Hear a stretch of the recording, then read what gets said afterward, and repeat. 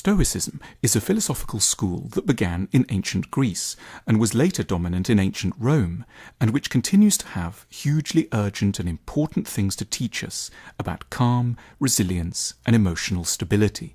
Its ideas should be at the heart of any attempt to remain serene in the face of a turbulent, unpredictable, and often mean-minded world.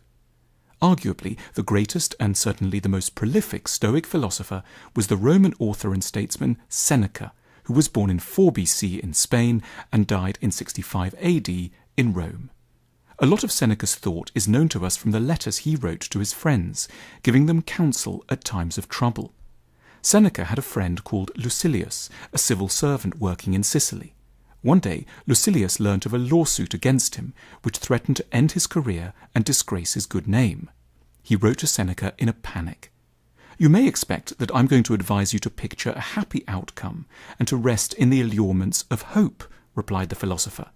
"But I'm going to conduct you to peace of mind through another route," which culminated in the advice, "If you wish to put off all worry, assume that what you fear may happen is certainly going to happen." This is an essential Stoic idea. We must always try to picture the worst that could happen and then remind ourselves that the worst is survivable.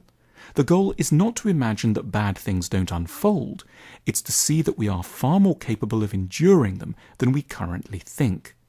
To calm Lucilius down, Seneca advised him to make himself entirely at home with the idea of humiliation, poverty, and ongoing unemployment, but to learn to see that these were, from the right perspective, not the end of everything. If you lose this case, can anything more severe happen to you than being sent into exile or led to prison? Asked the philosopher, who had himself survived bankruptcy and 8 years of exile in Corsica. Hope for that which is utterly just, and prepare yourself for that which is utterly unjust. Seneca gave Lucilius a meditation to mull over in the luxury of his home that he was now in danger of losing. "I may become a poor man. I shall then be one among many. I may be exiled. I shall then regard myself as born in the place to which I shall be sent. They may put me in chains. What then? Am I free from bonds now? Behold this clogging burden of a body to which nature has fettered me."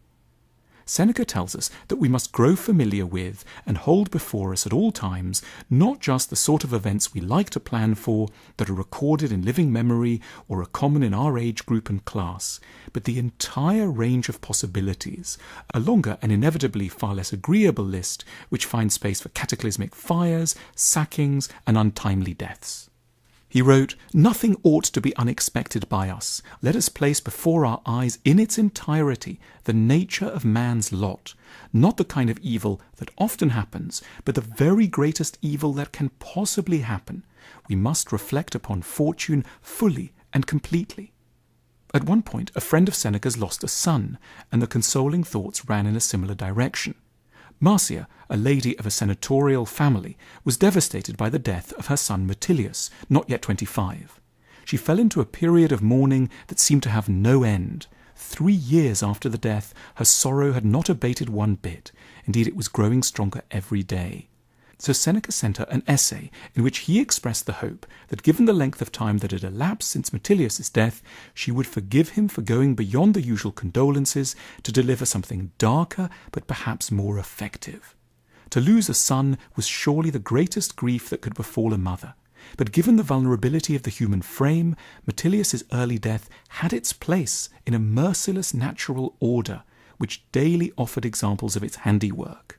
He wrote, "We never anticipate evils before they actually arrive. So many funerals pass our doors, yet we never dwell on death. So many deaths are untimely, yet we make plans for our own infants, how they will don the toga, serve in the army, and succeed to their father's property. They might end up doing such things, but how mad to love them without remembering that no one had offered us a guarantee they would grow to maturity, let alone make it to dinner time. If Metilius' death had been unexpected for Marcia, it was only on the basis of a wishful assessment of probabilities. You say, I didn't think it would happen. Do you think there is anything that will not happen when you know that it is possible to happen, when you see that it has already happened to many? Seneca imagined meeting Marcia before her birth and inviting her on a tour of the troubled earth, so she could weigh up the terms of life, then choose whether or not to accept them. On the one hand, Marcia would see a planet of awe-inspiring beauty and occasional goodness. On the other, a place of intermittent, unspeakable horror. Would Marcia choose to step into such a world? Her existence suggested her answer.